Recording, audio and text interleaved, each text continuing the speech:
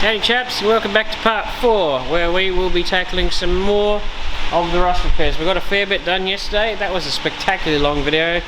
I'm sorry, I didn't even think it was going to be that long. I was like, wow, that's long. But that one, I would have put it out the Friday prior, but I didn't quite have enough. Well, I didn't think I had enough footage to make a decent episode, so I sort of filmed yesterday's work and squished the two together into quite a good one. I don't understand quite why part 2 didn't exactly pan out, but I guess it wasn't super exciting and it was just me doing one little bit. But I'm trying to get things better. I'm trying to make better content for you chaps, but you know, I'm still learning. And as most YouTubers know, it's actually harder than it looks, especially being in front of the camera. So I actually got a bit done since the last video that you saw, and I'll run you through that in a second.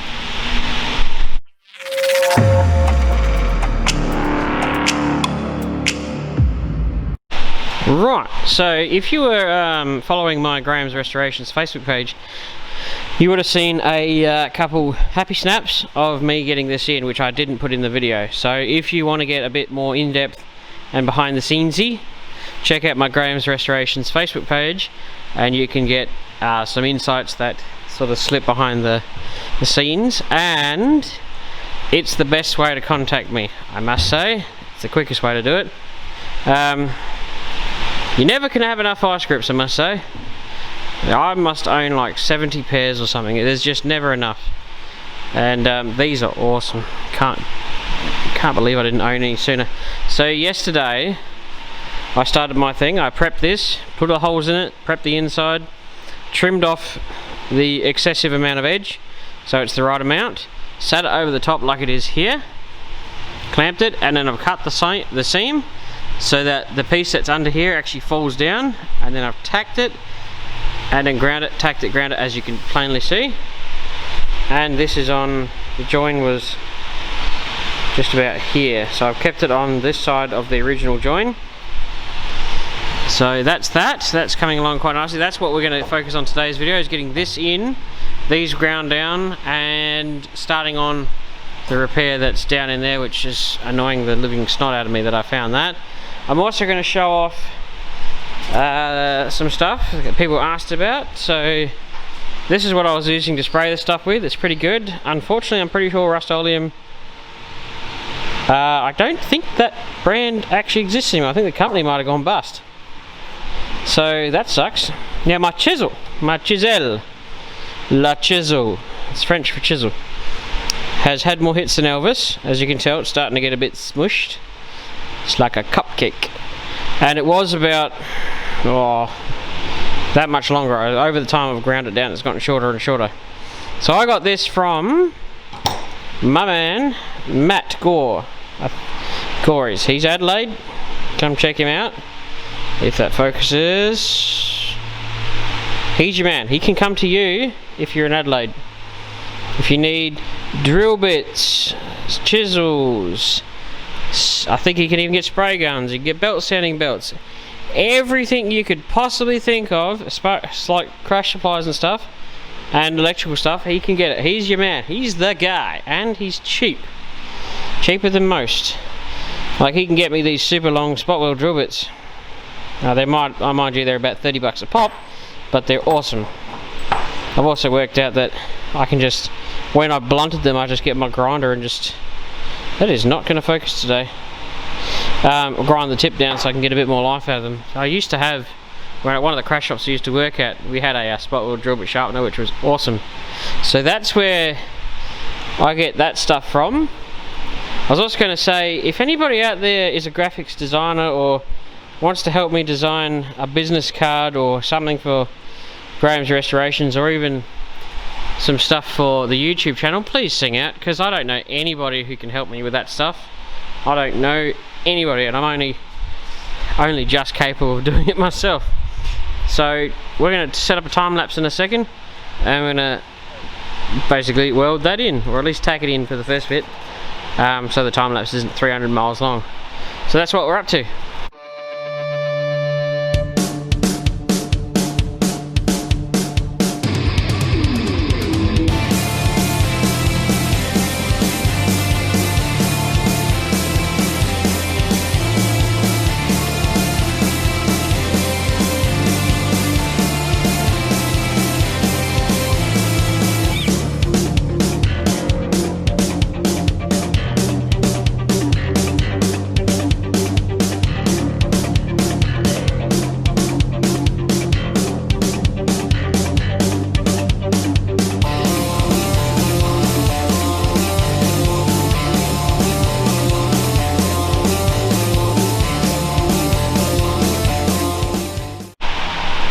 So I'm going to stop the time lapse there, mainly because the workshop fan that's keeping me from going suicidal is blowing the camera around a little bit on the stand, which is unfortunate. But and of course this isn't exciting, so what I'll do is I'll get most of the way along and maybe catch you up at the end and then wrap it up that way with a bit of time lapse again. I just want to, I noticed that it's waving around a bit too much for it to be entertaining, but you can get the gist of what I'm up to. Welding, clamping, cutting, tacking, basically that's the gist of it. And we're going to basically do all the way along. The next bit is probably going to be reasonably undignified, which is possibly why I'm going to skip it. I'm going to climb in the boot and do the midsection and then catch up with this end over here. So we'll just keep you informed and progressing along nicely. Righty chaps, it's been another day. So it was hot as hot can be. Yesterday it was 40 odd degrees inside this workshop, which makes it a very unpleasant place to be, and I just happened to be under direct sunlight yesterday when I was doing this, which made it even hotter. So I said, I'm going home, it's too hot. So I've come back today, it's much cooler. I was going to time lapse this, but it's very difficult due to the positions of where this repair is on the car. So unfortunately you won't see much of that today. You might be at a little bit, but I'm pretty much just going to do the work and catch up on the intervals. The thing I've got to tackle next, or at least start on, is this rust that's down in here, which is hiding. That needs to be sorted before the parcel shelf can go in, and I'm hoping to potentially have all of this ground down and welded, all of these and that repair started and potentially finished, and have this parcel shelf sitting in by the end of this video. But it all depends on how long this takes to do, which this takes quite a while. So, and the other issue is, as you go along, due to these two angles meeting, they actually want to dip down, so you've got to keep tapping them up periodically. So that's what's making that take a very long time. And once I've got this in, that in, the parcel shelf back in, I'll probably then look at doing the boot channels in sections, but I probably won't film that because I don't want to have a 600 part series for this particular repair. I think this is, we're at part 4 maybe already, I can't remember, and it's starting to get a bit lengthy. So I just want to wrap up this repair as quickly as possible and get on to some new stuff, because in a couple of weeks we will be putting on a new old stock roof skin to the XD that's coming, so that's going to be a fun one. These cars absolutely rust these roofs out like you wouldn't believe. XD 3XFs, surprisingly it's one of their, I don't know why they rust them out, unless condensation gets up there and sits in there and they just rust them out from the inside out. But that's what we're going to be doing to that XD very, very shortly. And no, I think that's pretty much where we're up to. I'll catch you up in a second once we've finished this top section and welded and ground those down. Righty chaps, we're back into it. I have finished all the welding and the grinding, and wow, that took some time. So the only piece of advice I'd give you is try and make that join sort of really close to the edge. So the next port of call is the rust in there, and while I was in there having a look at that, I discovered the Ford factory have made a mistake on this car. Fairly decent mistake in the scheme of things, and it's one of those things that I still to this day have told people time and time again, these cars are not built well. They are absolute garbage in the scheme of things. So let's look here. Can somebody pick what's going on there? Take a good look. I'll give you time. There is 2 skins. I'll climb in here.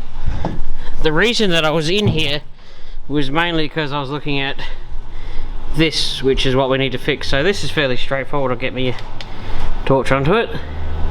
So I'm just going to fold up a fresh piece and just put it in there. It's fairly straightforward. I'll clean that edge and just join it in over here. So I may or may not show you. I might just skip straight to the end for that one. it's nothing more than a fold. But what I was doing is, while I was in here, I was looking. I'm going to turn that off, or maybe I did it on. Where am I going to hang this? Over here. That's okay. So there was rust here, which is very uncommon for coupes. It's just not a place they normally rust. And I was like, why does this panel feel so thick? And then I looked, and we have two skins right here. Quite literally, two panels. One and then the other. They're actually on top of each other. Everywhere you look, there is two of these skins in here. So I'm not entirely sure how I'm going to rectify that problem, because on the other side there's only one. Yeah, you can see it clear as day right there.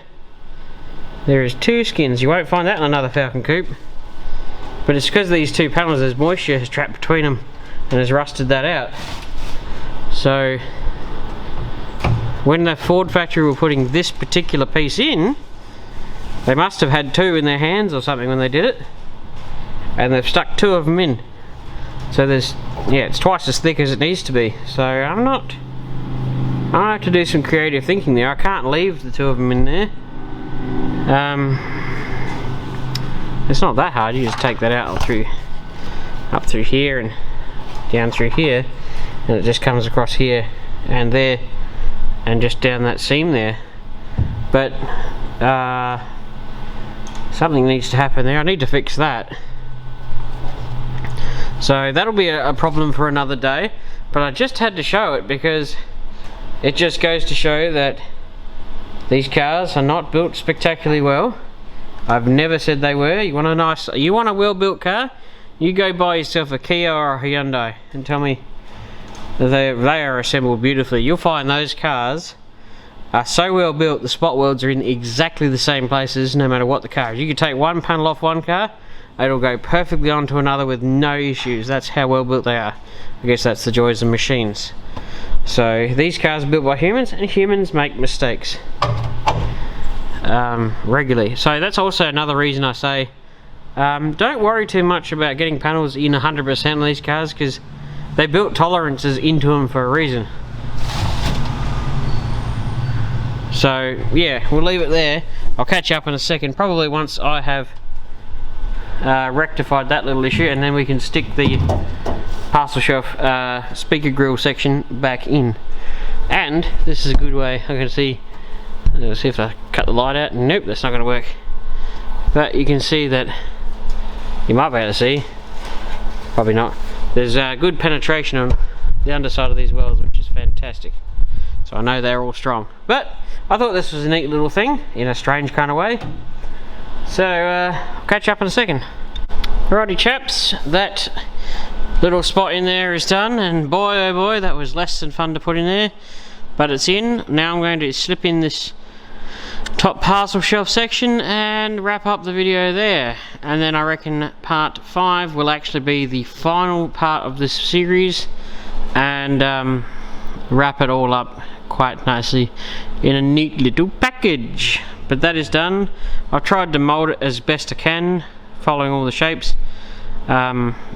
Ideally it's not 100% lovely, but at least it doesn't have a dirty great big hole in it now. And no one in their right mind is ever going to see it, because you'll have a seat here, a parcel shelf cover there, trim in there, it'll be out of sight forever. But I couldn't, I mean, even though it's out of sight, I mean, technically considering it's out of sight, you could have left it, but I'm not leaving a hole that big in the car. So that's all been cleaned up behind it, copper sprayed, the new pieces have been made, all folded up. Where's the piece that came out? Let's see if I can find that. Yeah, so I couldn't bear to leave that behind. Well, there's not much of it left, but it's solved now. Sorry I didn't walk you through it, it's just I needed to get this stuff done. So I'll just spray some black etch on that, and then slip the parcel shelf cover, and then wrap up the video.